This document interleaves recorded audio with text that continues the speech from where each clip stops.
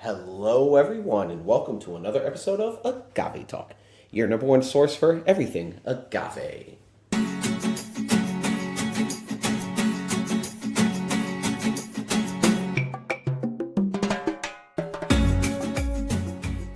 We appreciate you being here with us today. Today, we are checking out an exclusive Mexico-only bottle, limited edition Gran Centenario 40. Yes, a little bit of a mouthful, but man, I'm hoping this is going to taste like a mouthful and taste delicious. Really excited to obtain this bottle. I've seen it on social media. I've seen it online. I reached out to Centenario and they said, no, unfortunately, the only way you can get this bottle is in Mexico. Well, guess what? I visited Mexico and I grabbed the bottle. So Gran Centenario 40, you can see in this really cool, like silver, platinum looking bottle. This is a special edition tequila released by the brand themselves. It is a still strength. They're saying that it's coming directly from the alambique, directly from the still, but it's only 40%. So you're probably thinking, still strength, 40%? Well, in Mexico, they normally bottle this tequila as a 38%. It's very common in tequila to bottle this at 38, as well as many other agave spirits. When you go get a brand here compared to Mexico, here in the States, it's 40. Over in Mexico, it's 38. So that leads me to believe that's why it is this 40. They're saying, let me bring it up. They're using it's formula RH1213. Try to look online, have no idea what that means. So still, this bottle remains a slight mystery to us. Some cool packaging right here. Let's bring this up. If you can read Spanish or not. Basically, what this is saying is just kind of sharing a little bit about Tequila Gran Centenario itself. You know, it represents Jalisco pride. It's made from agave from the highlands of Jalisco.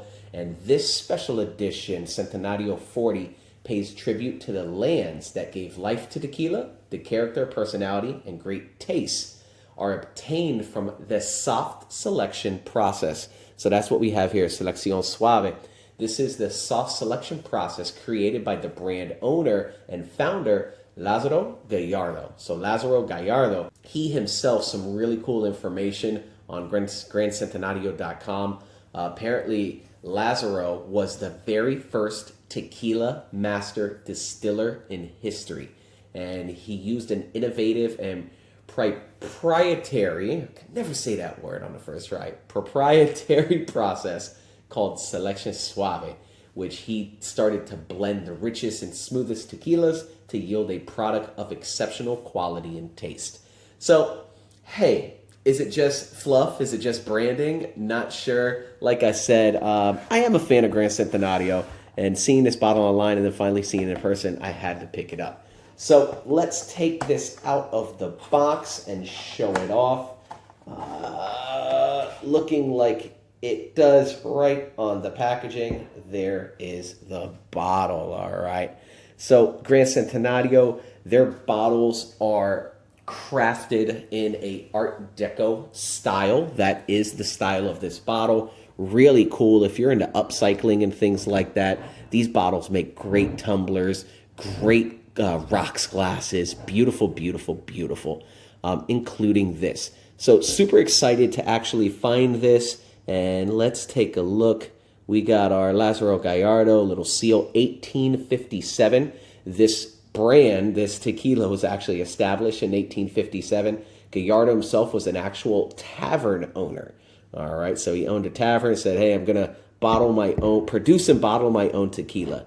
We got our angel on there as well. The angel itself, it's called the Angel of Independence. And it's inspired by the Mexican Centenario Gold Bullion Cube, minted to commemorate the 100th anniversary of Mexico's independence in 1910. You didn't think you were going to get a whole history lesson today, did you? Oh, man. But yes, this bottle, again, why I was so excited to actually find it. We did find it in Mexico, so that's why we have our national stamp there. And again, just what is being said here is basically what was on the back of that box. So right there, you can see 40%, which is not common. It is 38% is what's common in Mexico. So to have this as a 40, again, that's also why it's the limited edition. Still don't know why it's RH1213. Please, if anybody knows, let me know. But this is a Blanco tequila. So we're about to open this bad boy up. Gonna have to take that plastic off. We got our angel on the cork. Really cool. And let's pour this out. If you have not done so already, please hit that like and subscribe, as well as follow us on Instagram at Agave Talk. All right. So as we pull off this plastic, really excited to check this out. Again, that selection suave, that smooth, suave process. You know, when we talk about smooth tequila, some people argue, is smooth even a thing, right? I know there's some tastes out there where it might go down easy, but is that a taste? I don't know. Sometimes me, personally, I like a little bite to my tequila. So with that being said, let your bottles pop. Oh, yeah. Checking out our top here, the embroiderment of the angel, standard cork. Let's get our glass out. Oh, man, it smells already so delicious in the studio. Let's pour that out and put the bottle to the side. Right there, that looks good. And in color, you can see it is clear, completely clear, completely clear. Taking a look at the legs and tiers. Let's try to get that on camera. Pretty sticky. It sticks at first and then begins to dissipate. Yeah, it's not too bad. It's like half and half. It's like half sticky, half moving. But yeah, that's pretty decent legs and tiers there. Just kind of stirring it to open it up a little bit. You guys know, in pouring directly out of the bottle, typically best practice, let your tequilas rest for a moment. If you can't let it rest, swirl it for about 30 seconds. What you're doing is incorporating air. You're aerating the spirit, just as if, you're a wine drinker and you might have like a special decanter and or bottle topper where you're pouring out the wine and it aerates it. It can definitely make a huge difference. You open up the spirit, you're letting some of that alcohol out, and you're getting more of that actual flavor and smell. So let's take a sniff of this.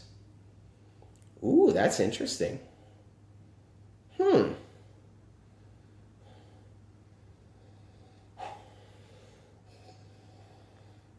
So you're getting, it's like hints of raw agave. It definitely tastes like, it smells, it's kind of funky. Kind of earthy. Kind of citrusy as well. More like raw agave than cooked agave. It's more of like a vegetal, bright, acetone, yeasty even. It's got kind of like a yeasty bread, like a sourdough bread. But it's fresh. Definitely even like minty eucalyptus, but mixed with like citrus and, oh yeah, that's funky. Kind of pungent too. Oh, that's interesting. That's interesting. I like the smell on that. That's not a typical Blanco. Definitely not a typical Blanco. Let's take a sip. Cheers.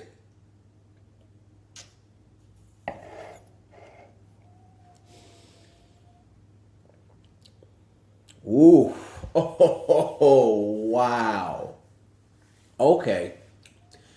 So, holy cow. I'm kind of upset I didn't buy two of these right now. I'm going to be honest. For anybody who's ever actually tasted cooked agave, you've actually put a piece of cooked agave into your mouth. And it's going to be a bold statement. I swear, I don't think I've ever tasted a tequila that captures what that first bite into cooked agave tastes like this does. That is insane. Give me a second. Oh, just the smell on this. And even after introducing it to my taste buds, I'm getting more of the taste, even in the smell now. Let me take a sip.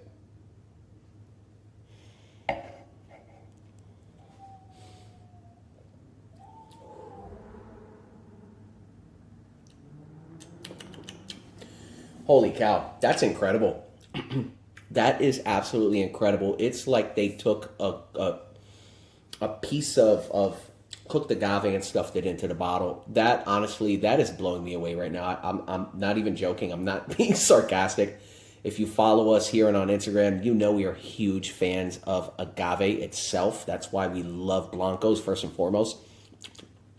Oh my gosh, the taste on that is absolutely insane. It's like the actual like heart itself, even inside. There's a part of the pina on the inside that it's not as fibrous. You can actually chew it and eat it and swallow it. Off the top of my head, of course, I forget exactly what part of the pina that is. A lot of brands actually remove that and discard it. But you can cook that and use it and process it, and it has such a distinct flavor. On top of the actual already cooked agave piña heart, this right here, oh my gosh, this is incredible. Centenario, cheers. Like, I'm sorry, there's not even any like...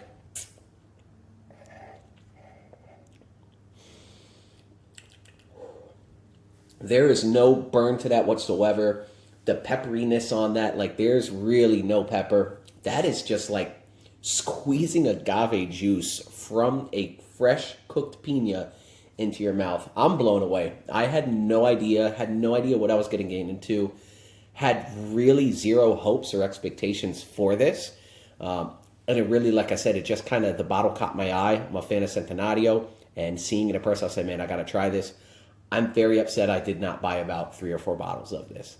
This is fantastic. Gran Centenario, cheers to you. Highly recommend this if anybody can actually find this somewhere. This is, oh my gosh, this is incredible.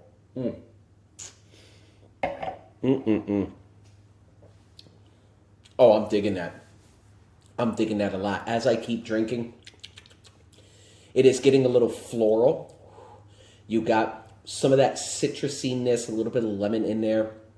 Not so much more acetone anymore. It's like, man, that's just full on agave, cooked agave in a kind of floral type of way, which that part of the piña, it does offer some sort of kind of like a floralness to it. This right here is fantastic. Overall, this blew me away right now. Super, super surprised. And I'm traveling international again soon. I need to find more of this bottle. Hey, if anybody out there, you got a connection to Mexico that could bring some of these, please let me know, all right? Follow us here, subscribe, send us a message. Also, hit us on Instagram.